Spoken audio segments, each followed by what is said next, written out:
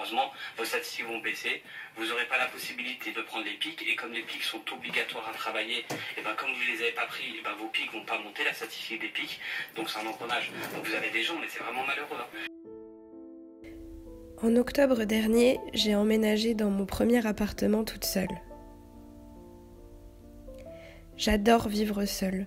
Je prends le temps de faire les choses et je me sens bien avec moi-même. En plus, dans cet appart, il n'y a pas internet.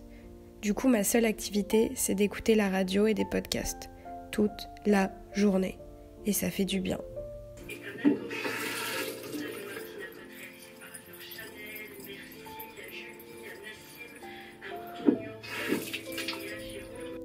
En écoutant toutes ces histoires, je me rends compte de la grandeur du monde. Et en ce moment, c'est vrai que ça me fait un peu flipper. J'ai commencé un nouveau boulot, ça parle pas mal d'écologie et de cinéma, et du coup, j'ai été obligée de lire beaucoup de rapports sur ça, sur ce qui se passait.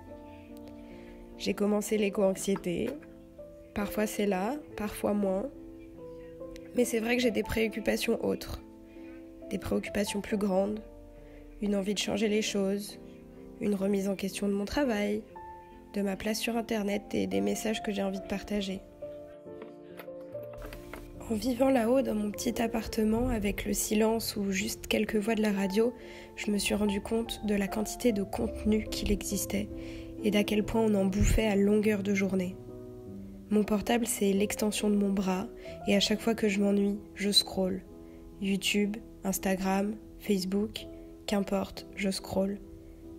En oubliant même parfois de répondre aux textos qui sont importants, aux messages de travail ou aux messages de mes amis auxquels je tiens. Et c'est ça qui me déborde en ce moment, cette quantité de contenu, à quel point le monde va vite et à quel point parfois nos préoccupations sont sur des sujets si petits, avec si peu d'intérêt.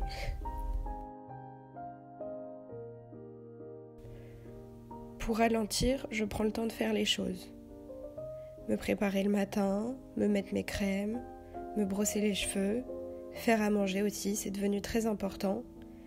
J'essaye de transitionner vers le zéro déchet et de manger des produits locaux le plus souvent possible.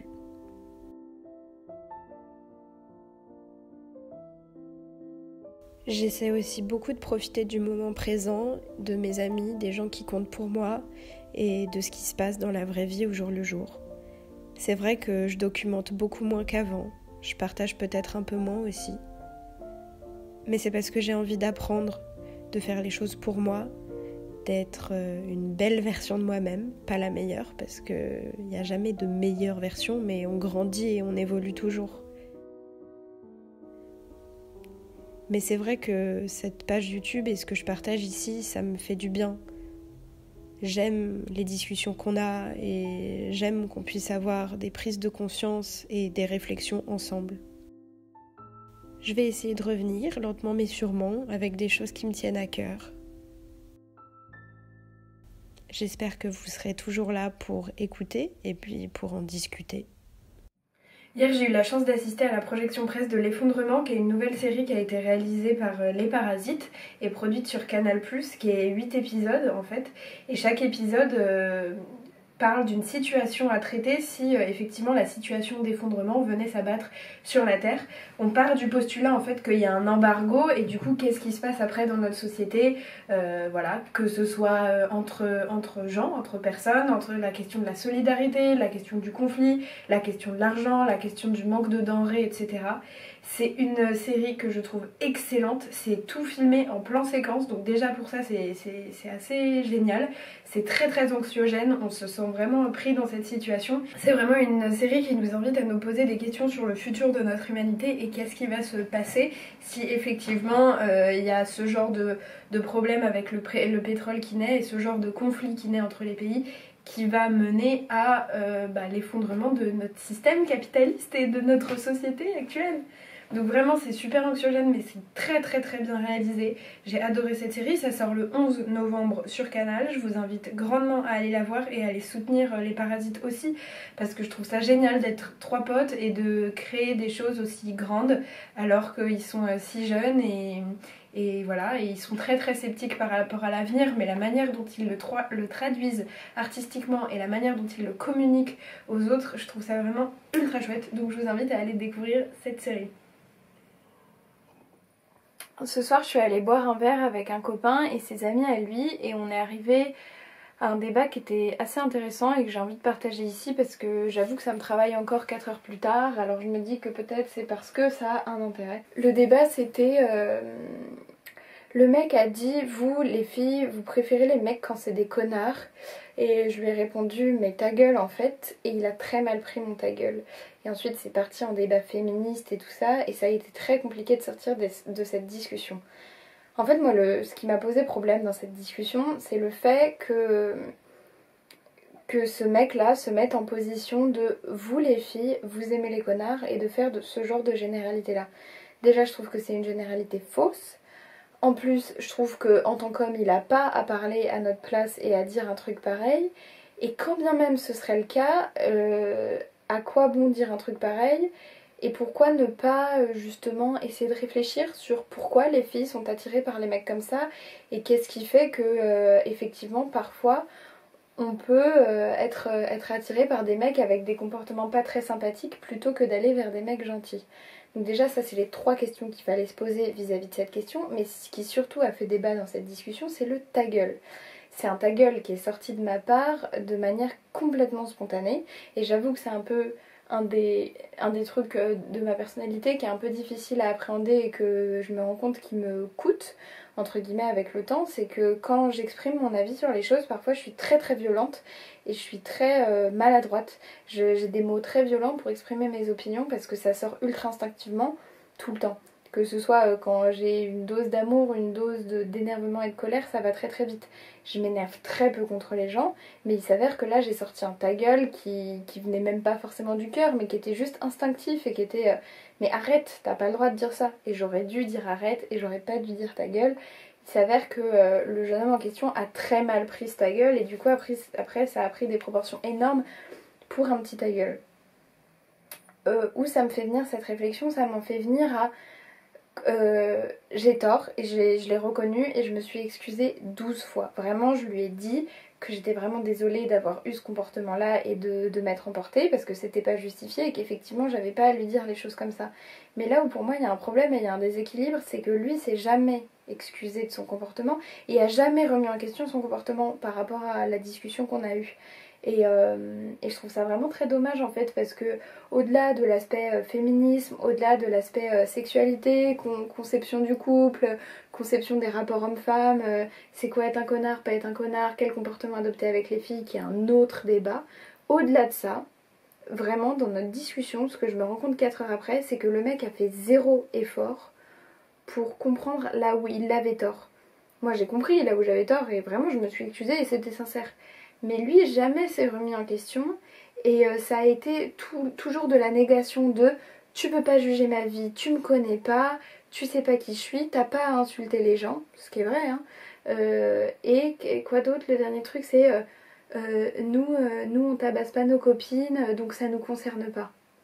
Parce qu'on en est arrivé à cette conclusion là où moi je disais les gars vous devriez être engagés et vous devriez vous battre pour que en fait, il faudrait que vous soyez féministe tout court. Il faudrait que vous soyez avec nous tout le temps dans ce combat pour l'égalité.